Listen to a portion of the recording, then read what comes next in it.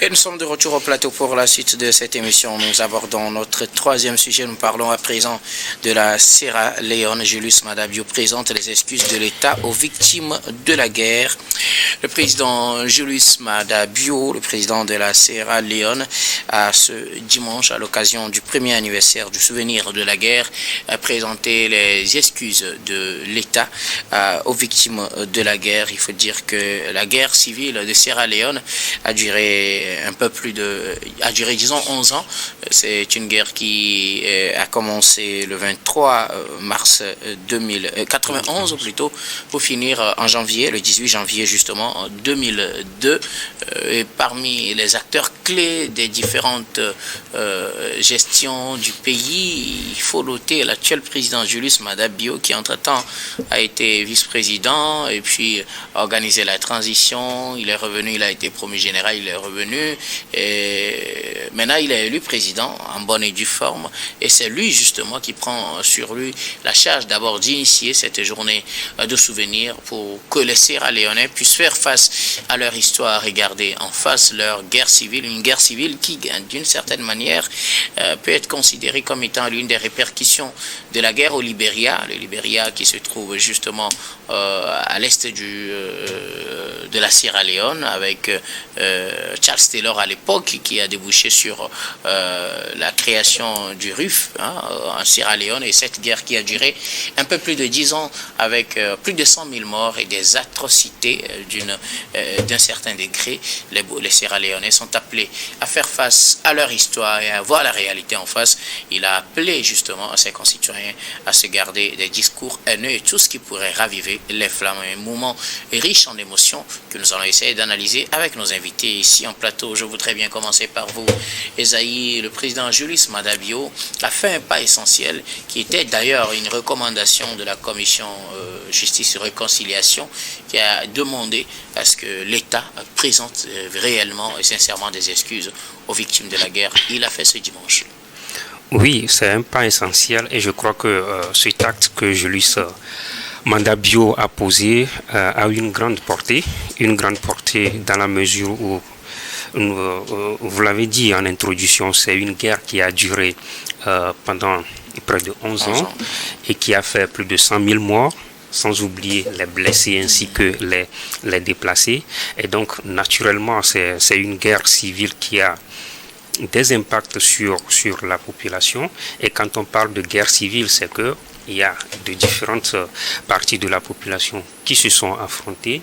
Donc, ça voudra dire que à un moment donné, pour des gens qui se sont affrontés ou une population qui à une époque de son histoire s'est livrée à un conflit, il est quand même important qu'à un moment donné, l'on se retrouve, l'on s'asseye et puis l'on se pose les questions justes et poser les actes bien évidemment justes pour faire face à l'avenir.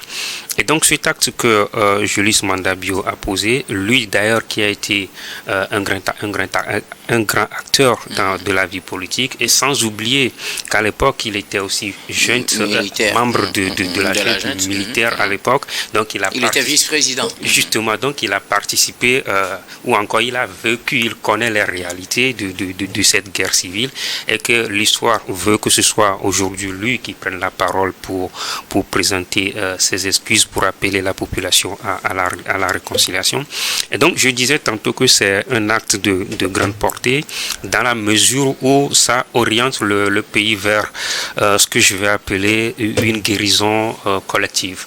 Guérison collective parce que les gens ou encore la population a été affectée diversement.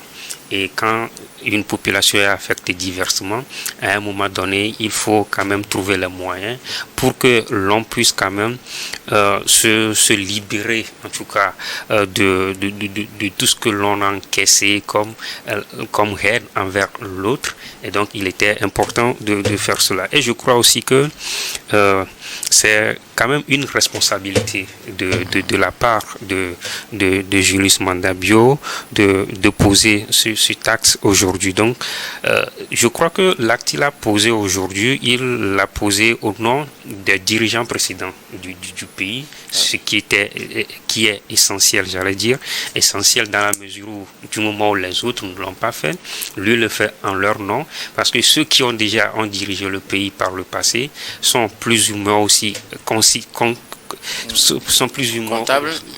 Oui, justement de ce qui s'est passé. Et donc, si eux, ils ne l'ont pas fait, lui prend quand même cette initiative de le faire. Et je parlais de la réconciliation. C'est aussi un acte qui amène le pays vers cette réconciliation tant recherchée. Donc, il était important, je parlais tout à l'heure, de l'impact de cette guerre sur la population.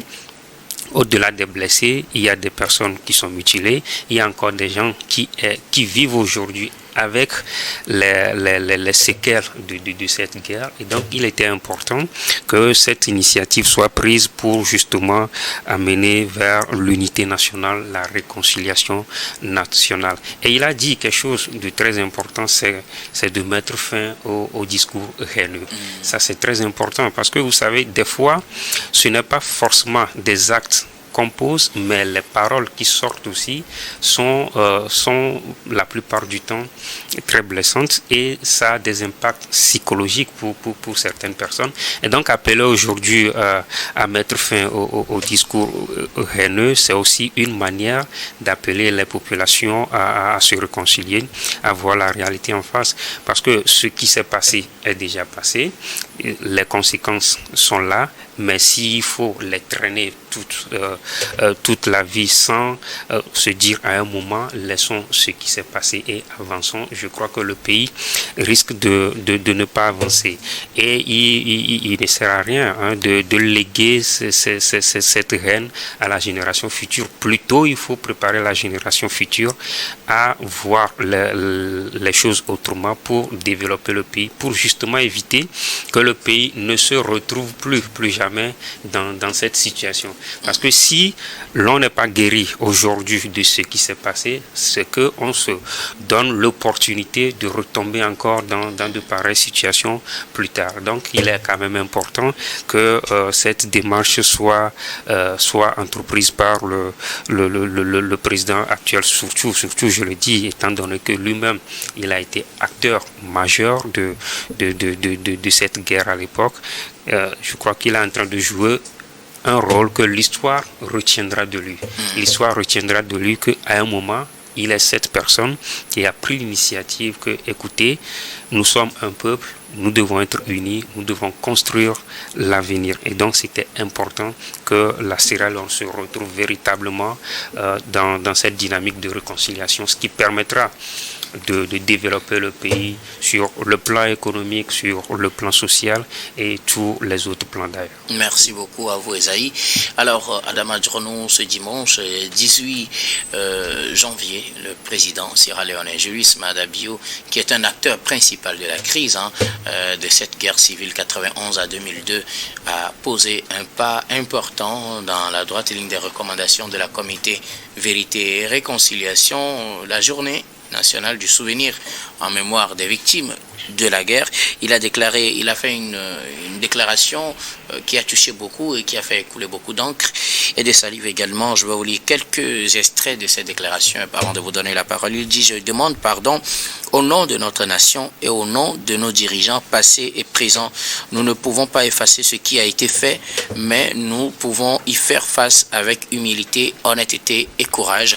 Et de poursuivre, Julius Maada Bio, toujours à toutes les victimes et à tous les survivants, je ne veux pas vous demander d'oublier. Je vous demande seulement, à votre rythme et à votre manière, que notre nation trouve la grâce de guérir pleinement, de restaurer la dignité et d'aller de l'avant ensemble. Voilà quelques extraits des déclarations de Julius Maada Bio que je voudrais bien partager avec nos téléspectateurs avant de vous donner la parole pour vos commentaires. Adama Djournou. C'est vrai qu'il y a des choses qui arrivent dans nos vies, ça peut être des choses individuelles comme collectives, qu'on n'arrive pas à oublier, mais qu'on peut pardonner.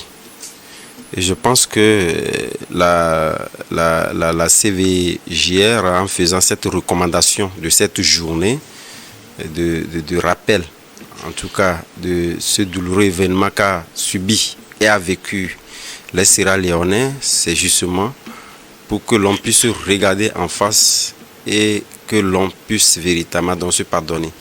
Je pense que en parlant tout à l'heure, en citant en tout cas ces mots prononcés par le président Manda Bio, vous avez dit en toute honnêteté. Moi, c'est en fait cette valeur-là qui m'intéresse. Vous savez, à part la journée qui est symbolique en réalité, c'est vrai que c'est un symbole, mais au-delà du symbole, il faudrait quand même que, je pense que ce n'est pas l'unique recommandation, puisque la volonté d'abord même de pouvoir donc initier et aller à cette recommandation, ça voudrait dire quelque part que c'est déjà quelque chose de très important, parce que Manda Bio lui-même, il était omniprésent sur en tout cas cet événement douloureux-là. Ça voudrait dire qu'il était donc un acteur majeur, comme le disait tantôt Isaïe. Et maintenant, en parlant donc à toute honnêteté, dont je reviens là-dessus, c'est justement pouvoir scruter les méandres, en tout cas des motifs ayant conduit à cette guerre civile qui a fait 120 000 morts, des mutilés, et un conflit qui à jamais restera gravé dans les mémoires des Sierra-Léonais, puisque vous avez vu, il y a des victimes qui ont été dans des rescapés, mais également des mutilés, vêtus en blanc, en symbole en tout cas de cet événement douloureux-là. Mais comme je l'ai dit tantôt, en toute honnêteté, comme il a dit, c'est justement se regarder en face, scruter les méandres des motivations et de ce qui a conduit même à cette crise-là. Et donc trouver les moyens pour réellement donc restaurer cette vérité-là et faire en sorte que ce qui a été donc le déclic ayant conduit, vous l'avez dit, parlant donc de la guerre Sierra Leone, etc., où il y avait assez de réfugiés, sont retrouvés sur ce terrain également, qui a contribué en tout cas à envenimer donc cette crise-là. Mais au-delà de ça, il y a des causes lointaines, mais également des causes lointaines, mais également directes, liées donc à la Sierra Leone. Donc moi je pense qu'il faudrait véritablement donc attaquer ce mal-là par la racine et faire en sorte qu'on puisse donc réparer une fois de bon cela. Parce que quelque part, on parle de 120 000, c'est quand même énorme. Puisque lorsque nous remontons l'histoire, on a dit que le continent africain n'a pas pu se développer parce que durant les 400 ans qu'a duré donc la traîne de guerre, ce sont ces valeurs-là qui ont été donc extradées. Ça veut dire 120 000, c'est quand même beaucoup. Donc c'est quand même des braves valides qui pouvaient donc travailler pour le développement de la Sierra Leone, qui ont été malheureusement tués et d'autres également mutilés, qui traînent encore ces séquelles-là. Ils sont devenus dépendants de certains qui doivent travailler donc pour leur nourrir la vie. Donc moi je pense que c'est à cela qu'il est important. La journée il est symbolique, mais au-delà de cette journée-là, il faudrait véritablement donc qu'on puisse donc s'attarder. C'est vrai qu'il y aura en tout cas des gestes qui vont être faits sur ceux qui sont rescapés, ceux qui sont restés mutilés, etc. Mais au-delà de ça, ce qui est important pour moi, c'est véritablement la racine, qui est donc les motivations, donc les causes directes ou indirectes de cette crise-là. Et si Manda Bio a cette volonté, et lui-même ayant parlé d'honnêteté, je pense que la volonté de pouvoir donc transcender cette difficulté-là est réelle. Et donc je pense que les Sierra-Léonais aujourd'hui sont d'accord que, en tout cas ces propos haineux, entre-temps, il n'y avait pas encore, en tout cas les réseaux sociaux, pour embraser et amener, en tout cas des propos haineux dans les tréfonds, dans les contrées les plus lointaines de ce pays-là, pour donc attiser la haine qui va conduire à ce que l'on ne voudrait pas. Il a dit, dans cette honnêteté-là, je pense que les Sierra-Léonais, et comme l'Afrique en général, parce qu'il n'y a pas que la Sierra Leone, chacun a son histoire liée donc, à un certain nombre de crimes. On ne va pas attendre arriver à des conséquences meurtrières comme ce que nous avons vu, 120 000 morts à Sierra Leone, pour réellement savoir qu'il faudrait qu'on l'on taise les braises en réalité de la haine, qui est l'une des causes qui divise la population. Et donc moi je pense que cette volonté, cette honnêteté, donc qu'a indiqué Manda Bio, pouvait donc faire valoir à ce que demain on puisse véritablement arriver à attaquer le mal par la racine et éviter ces propos haineux-là qui puissent conduire donc à autre chose. Merci beaucoup à vous tous pour vos contributions. Nous allons marquer une nouvelle pause, puis on reviendra tout à l'heure pour la dernière partie de cette émission. Dernière partie que nous allons bien évidemment consacrer au Togo.